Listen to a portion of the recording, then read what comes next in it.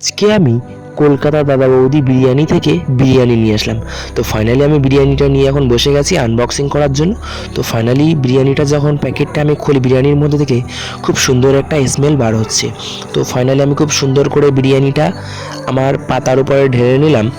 তো সাথে আছে স্যালাড, একটা চিকেন আছে, আর আছে একটা আলু।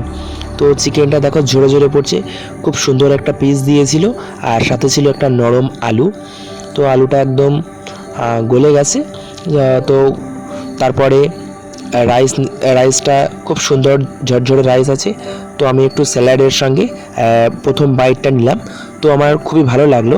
তো তারপর আমি একটা চিকেনে বাইট দিলাম, আর সেটিও আমার খুব ভালো লাগলো। তো আমি এখান থেকে প্রায় বিরিয়ানি খাই। তো তোমরা কে কে কলকাতা দাদা বৌদি থেকে বিরিয়ানি খাও আমাকে একটু কমেন্ট করে জানিও। তো গাইস, আজকের ভিডিওটা এইটুকু। যদি ভিডিওটি ভালো লাগে লাইক, কমেন্ট, শেয়ার এবং সাবস্ক্রাইব করবেন। দেখা হচ্ছে নেক্সট ভিডিওতে। ততক্ষণের জন্য বাই।